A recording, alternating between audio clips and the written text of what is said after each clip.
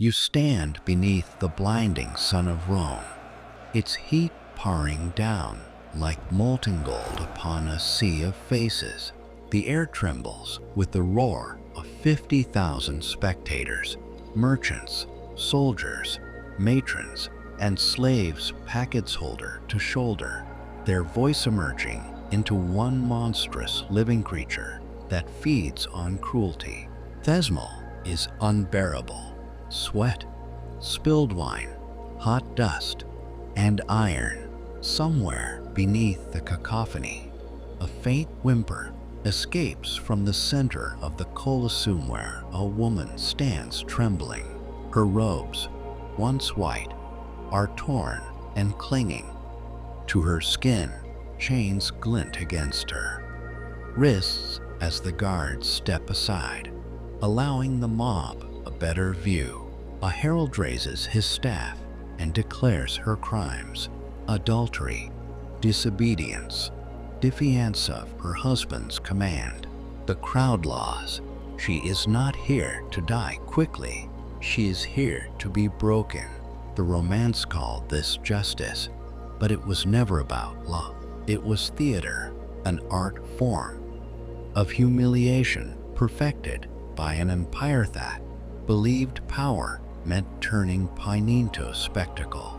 The woman is forced to kneel, her body exposed, her dignity dissolved before a nation that celebrates disgrace as entertainment. Eighth senator's son spits at her feet. Children shout insults they barely understand. The emperor watches from his marble seat, expressionless, as if the gods themselves demanded this offering. In Rome, shame was not punishment, it was purification. Every lash, every jeer, every tear reminded the people that they were nothing before the will of the state. And yet, what chills you most is not her scream. It is Thessalon's that follows. The crowd waits, craving something worse, something beyond mere suffering. They want the destruction of her very name, her memory, her identity. For in Rome, death was mercy, humiliation was forever. Before we descend deeper into this pedo-forgotten cruelty, into the rituals of exposure, mockery, and degradation that made Rome the master of both glory and horror, hit subscribe and prepare yourself, because what you're about to uncover are not mere punishments, but performances designed to erase the human soul.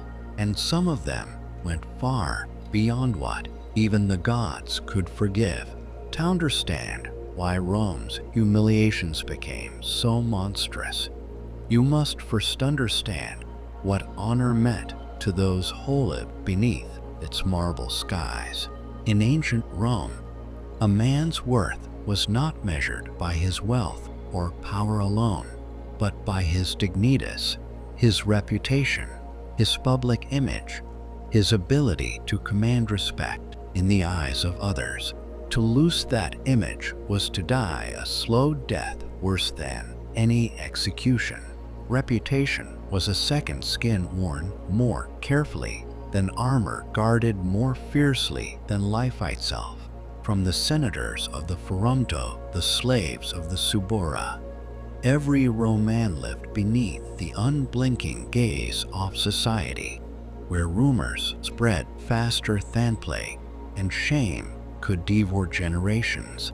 The slightest dishonor, a failed speech, a public insult, a rumor of infidelity could unravel an entire legacy, and the state knew this. The emperors understood that to truly control their people, it was not enough to threaten their bodies.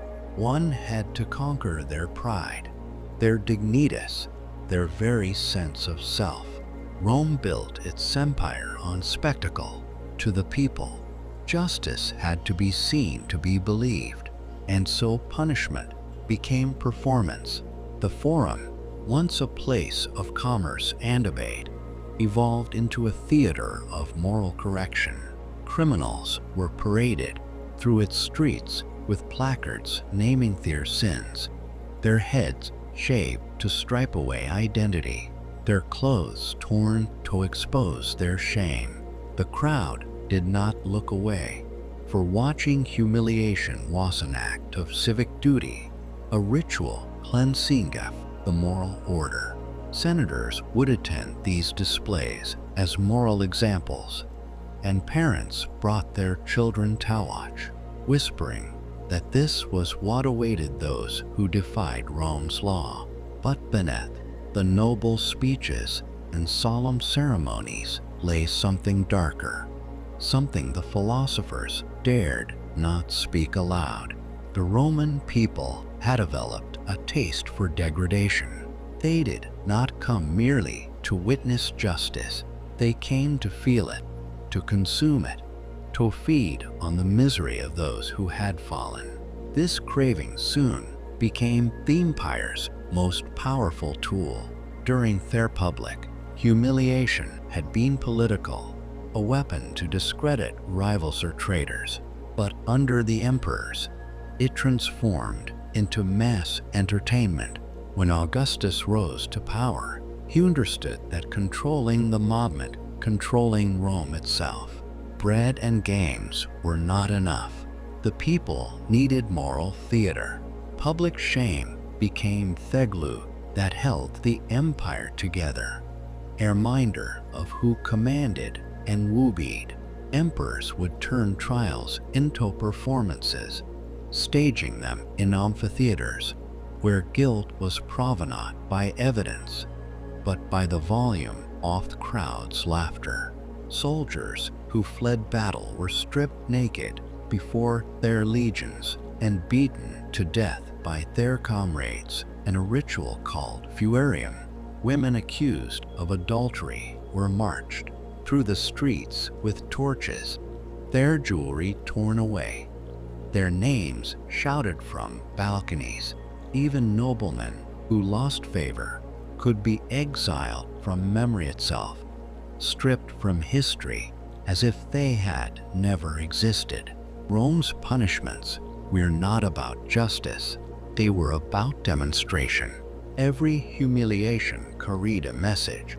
The empire was eternal, and the individual was dust. The philosophers of the time, like Seneca, saw the danger in this transformation.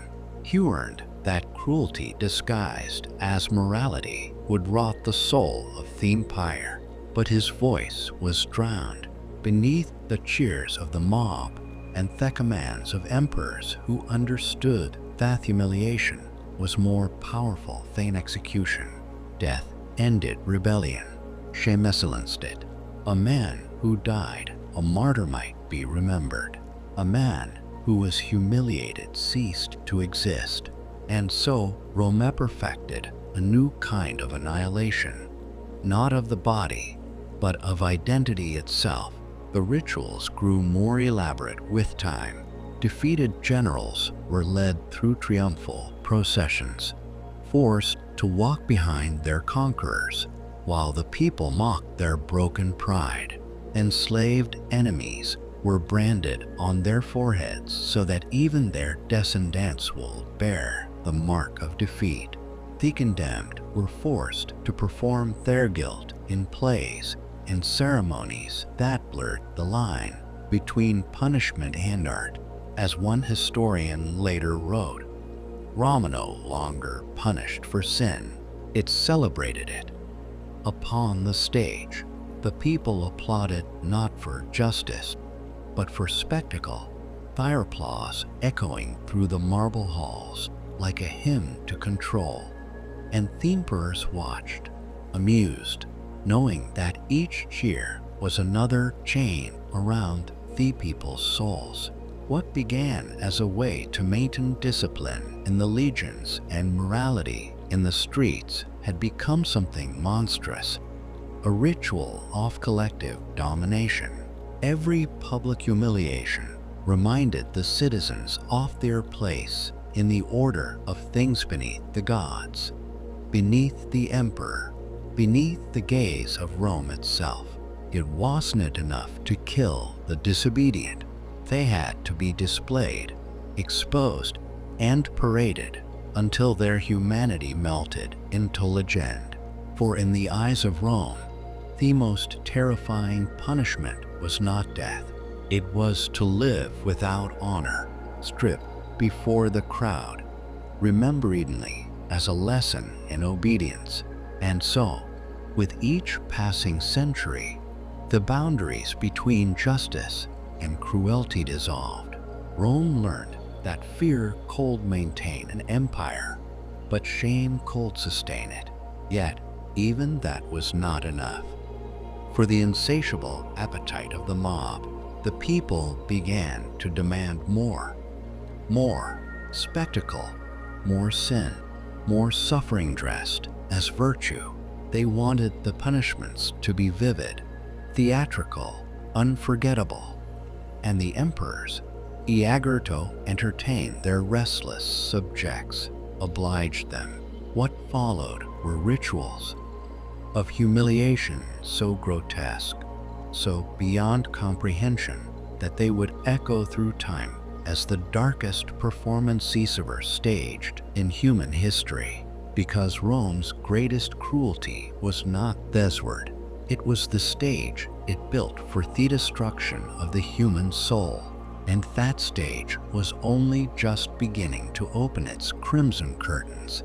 There is a particular silence that only falls before cruelty, a hush that feels almost sacred, as though the crowd itself knows it is about to witness something forbidden. In Rome, this silence became a ritual. It marked the moment before humiliation transformed into spectacle. Beneath the grandeur of its columns and temples, the empire built a culture where degradation was a form of theater, and the destruction of dignity was performed as a lesson to the masses. Rome's citizens learned to cheer not for mercy or justice, but for shame. The empire had discovered that fear made people obedient, but humiliation made them loyal. Each act of public disgrace reminded every soul in attendance that their lives were owned by the state, their bodies by the mob, and their names be whoever ruled the rostra. What follows are not just punishments.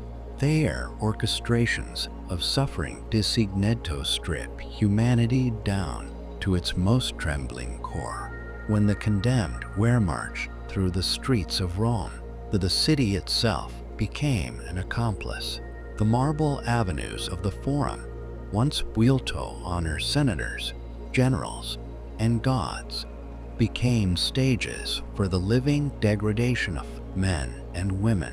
Soldiers would drag the accused by chains through the heart of the city, their bodies bloodied, their clothes torn, their faces smeared with ash or painted grotesquely to amuse the spectators. The Romans called it is the Pompa Damnatorum, the procession of the condemned. Every street became a moral sermon, every sneer from the crowd a judgment delivered by thousands of unseen hands. The accused was forced to carry signs describing their crimes, though often these crimes were nothing but accusations whispered into imperial ears. Some were guilty of treason, others of blasphemy, but many were merely convenient examples of power's reach. The crowds gathered early, bringing their children to watch. Fruit sellers tossed spoiled figs at the prisoners. Beggars jeered as they passed, and slaves, grateful that they were not the ones in chains, laughed to see if mocking misfortune could somehow cleanse them of their own despair. The condemned were denied even the dignity of silence. Guards ordered them to confess their guilt aloud, forcing them to perform their shame. Women accused of adultery were stripped bare, their hair cut off, their jewelry stolen by the Moba's trophies, men accused of cowardice wear made to wear the garb of women, their heads shaved, their names shouted mockingly.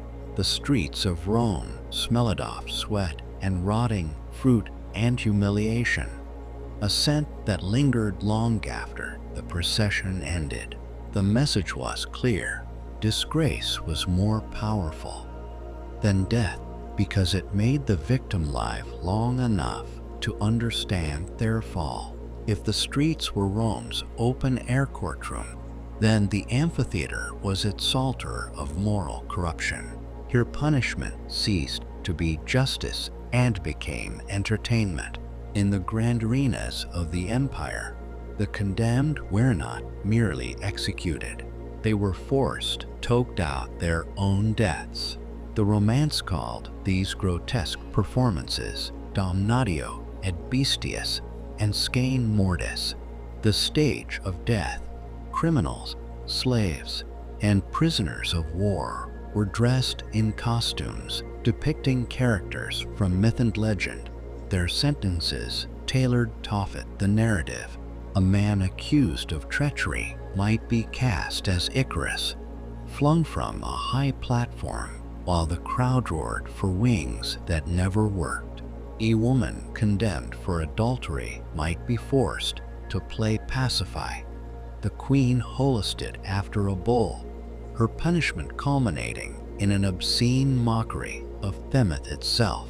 The line between theater and torment vanished entirely. Seneca, the philosopher, once described these shows with disgust, calling them less games than murders. But his words were powerless against the will of the masses. Rome's elite paid to sit closer, their seats spattered with the blood of those who fell beneath the beasts. The emperor himself presided over the ceremonies, offering a thumb turned sideways to signal the end. Yet what horrified the few who still possessed conscience was not the killing, but the laughter, the giddy, feverish laughter of thousands who watched human beings die as parody. The victims were forced to entertain until the final moment, dancing, pleading, performing for the mercy that never came. The theater of infamy was not a mistake of Roman cruelty. It was its perfection to the empire. This was moral order disguised as spectacle, the powerful demonstrating to the powerless what happened when pride defied authority. Of all Rome's victims, none were humiliated more systematically than the slaves. Their suffering was not exceptional. It was daily organized and glorified. Slavery was the backbone of the empire, the invisible machinery that made its luxury possible, and humiliation was the oil that kept that machinery running. The Romans believed that slaves had no true identity, no persona, no name that the law recognized, so their masters gave them one pain. A runaway slave was branded on the forehead with letters like fugitive, or thief. Those who spoke insolently were gagged with iron clamps and paraded in chains, their mouths forced open so the crowd could laugh at their voicelessness. Inside noble villas, humiliation became private theater. Wealthy Romans hosted humiliation banquets where slaves served their masters naked, their bodies covered in gold paint or ashes, their eyes lowered, forbidden to look directly at the guests. The laughter that filled those marble halls was the laughter of possession, the intoxication of knowing that another human being's soul belonged entirely to you. In the arenas, slaves were often forced to fight each other for sport, with promises of freedom that were never kept.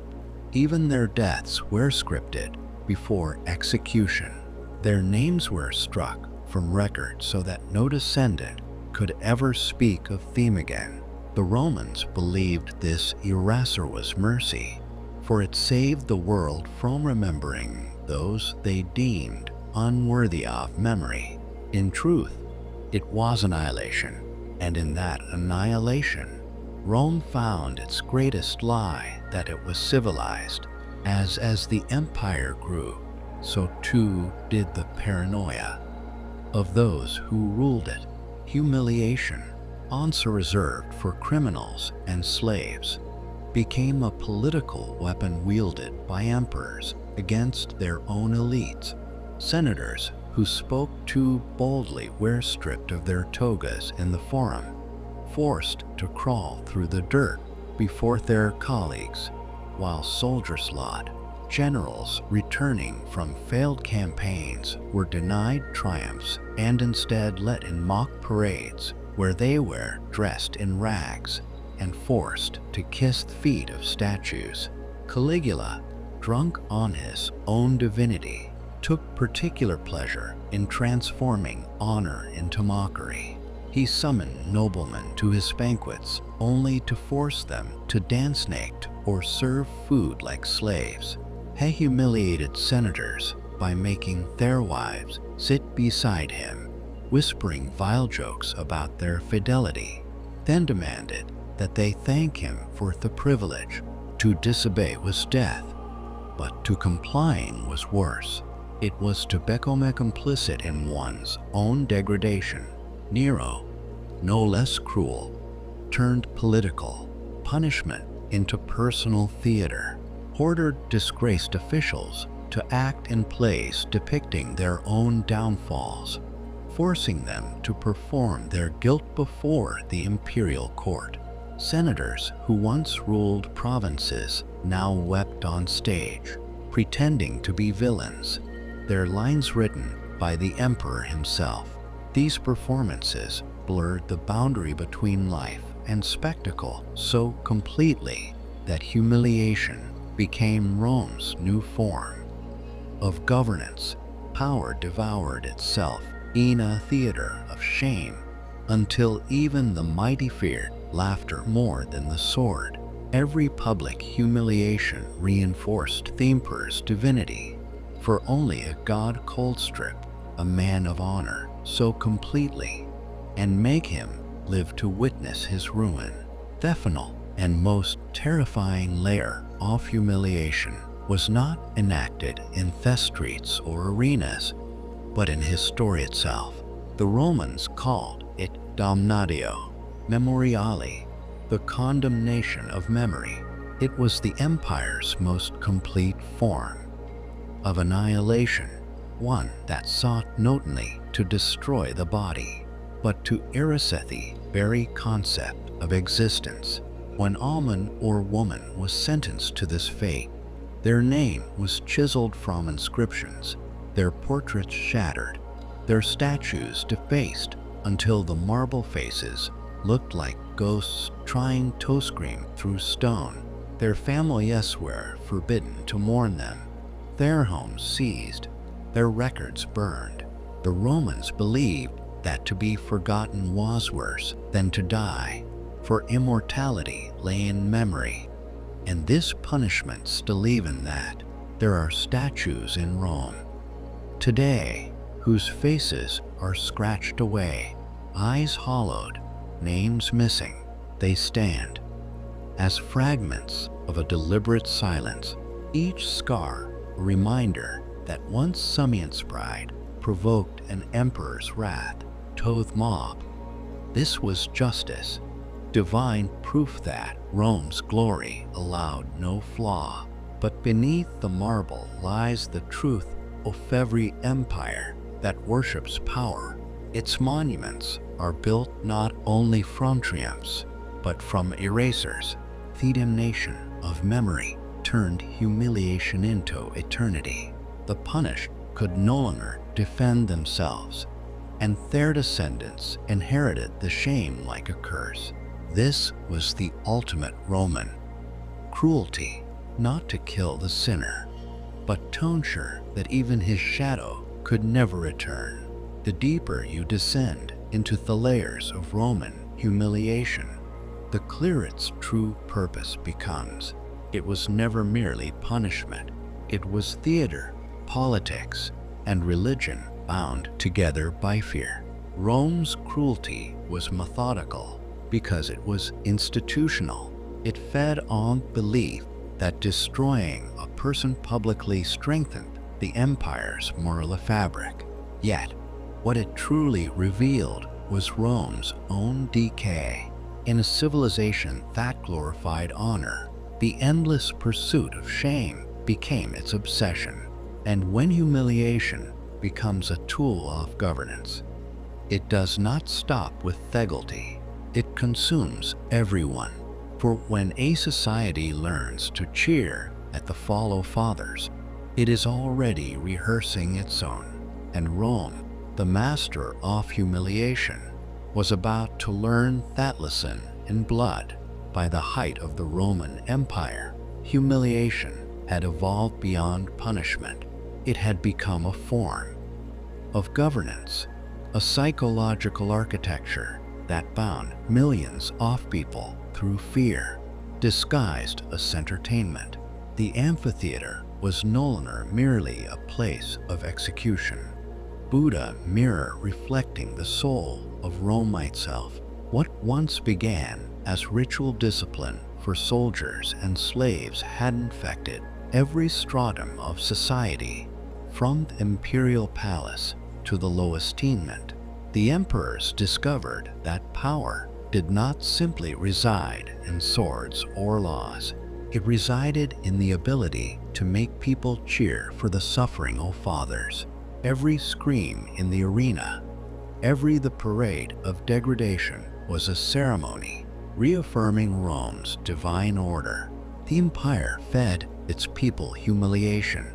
Thue, it fed them bread daily in abundance and with ritual satisfaction.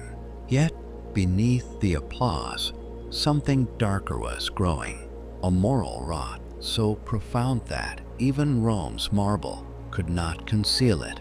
The philosophers who survived this age wrote in veiled horror. Seneca lamented that the crowds were sick with cruelty, their delight in blood disguised as virtue. But no philosophy could contend with spectacle, for the spectacle was intoxicating. The emperors had learned to weaponize human psyche, to turn curiosity into complicity, shame into spectacle, and guilt into celebration. Caligula, perhaps the most depraved among them, transformed humiliation into an art of absolute control. He understood that fear could make men bow, but humiliation could make them worship. In his banquets, he invited noblemen only to degrade them before their peers. He would command senators to crawl across the floor and lick his feet, not as punishment, but as a game. He took the wives of his generals and auctioned them publicly, declaring their worth in gold before forcing their husbands to bid.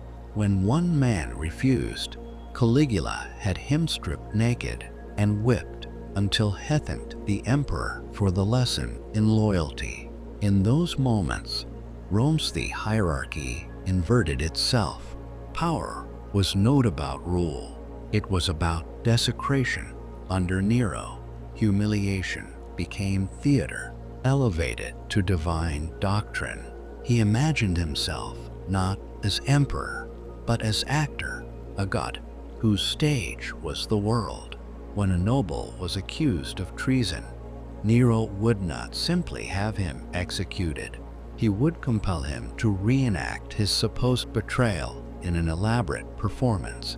The accused would recite lines written by imperial scribes, confessing guilt before the audience of courtiers while Nero sat watching, adorned in costume, applauding the performance of repentance.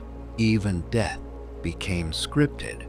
Those who failed to die convincingly were flogged for poor acting.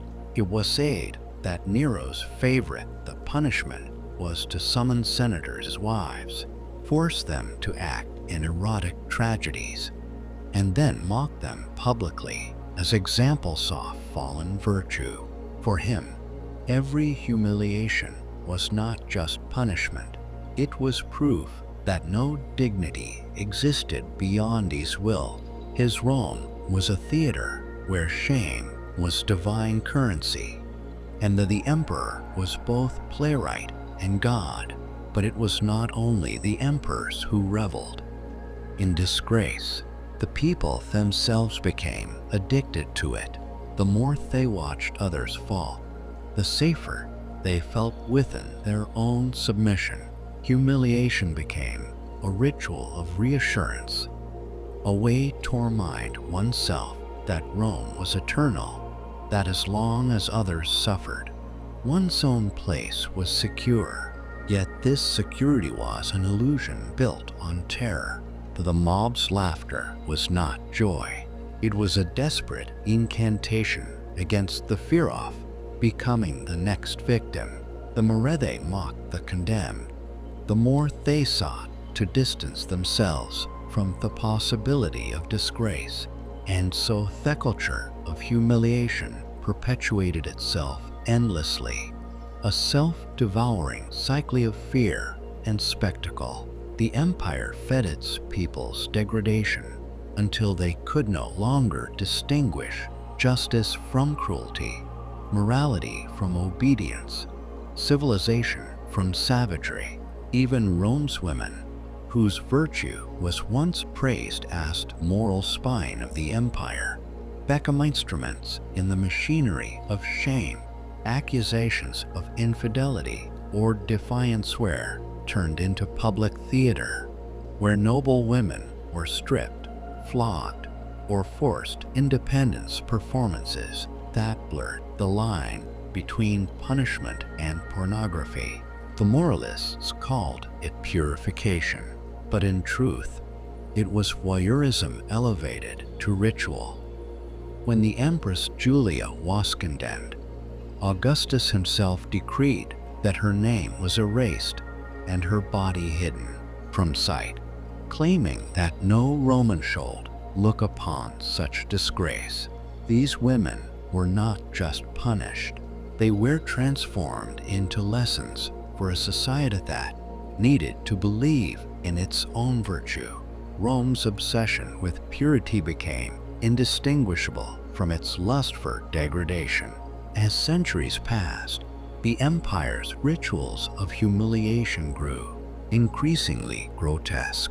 Criminals were sewn into animal skins and thrown before beasts. Traitors were smeared with pitch and set alight as lamps of virtue during festivals. Each act was justified as divine retribution, yet the gods of Rome remained silent, their temple echoing with laughter and screams that blurred into one. Philosophers spoke of decay, of moral exhaustion, of a civilization consuming its own soul. But the emperors cared only for control, and the mob cared only for spectacle. Together they built an empire of mirrors. Every act of cruelty reflected, multiplied, normalized. The arenas filled, the applause thundered, and Thurald watched Rome devour itself with a smile. There is a moment that marks the beginning of every civilization's fall, the moment when cruelty becomes currency and shame becomes celebration. For Rome, that moment stretched across centuries. The architecture of humiliation that had once secured its power became the very mechanism of its decay. The emperors, drunk on domination, humiliated their nobles until the Senate ceased to function. The nobles humiliated their slaves until rebellion fermented beneath the marble floors. And the slaves, their spirits annihilated, carried the weight of a dying world on their backs.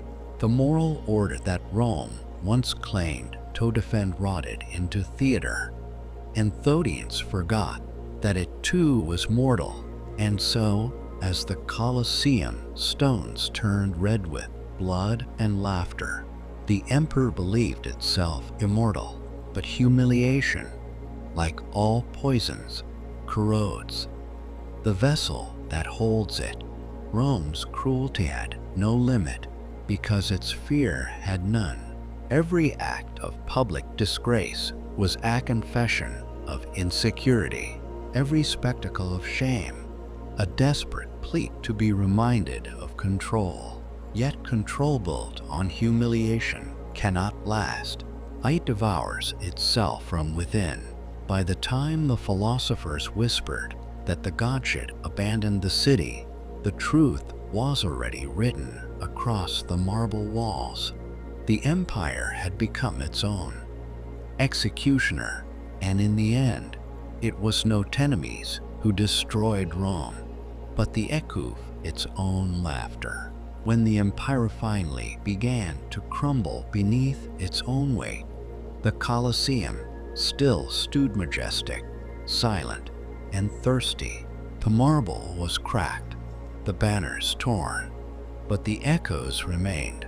Those walked through its ruins centuries later could almost hear them still. The faint rhythm of drums, the murmured anticipation of the mob, the soft sound of chains dragging across stone. The empire that once ruled the world had vanished, but its appetite endured, buried in the human heart like a memory that refuses to die.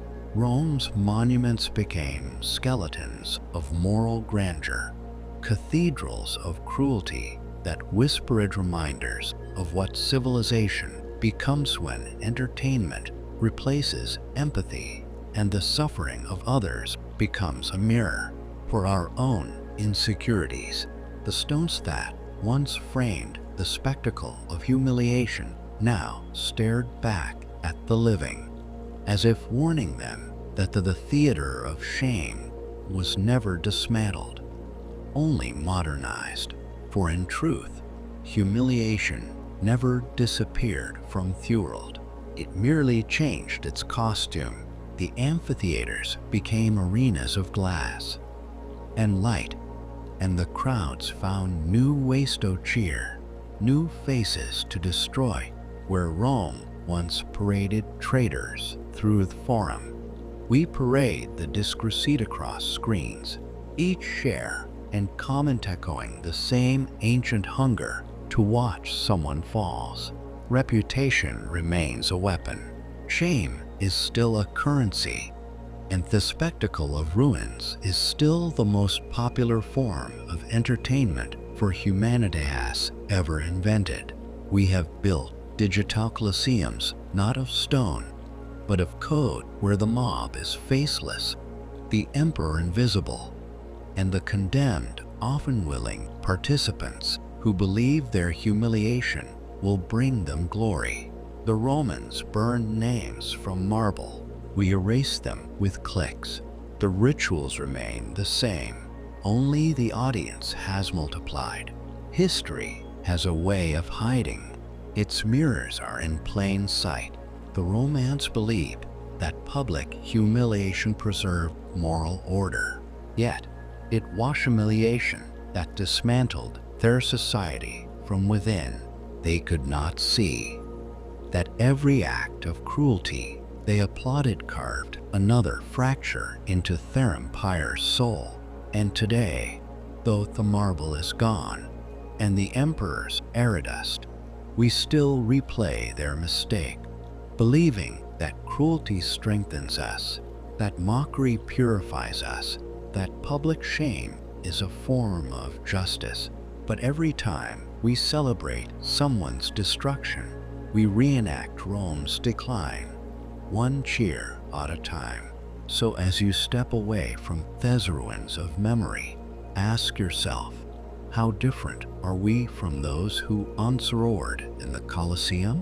When you scroll, when you judge, when you laugh, whose blood is beneath your thumb? The empire fell, but the instinct remained. And perhaps that is the truest legacy of Rome. Not its triumphs, not its monuments, but the reminder that civilization always walks a thin line between justice and spectacle, between discipline and depravity, between the applause of the crowd and the silence of the soul. If this journey through history unsettled you, subscribe for the next tale. Will take us even deeper into darkness we pretend we left behind, but which has never really led us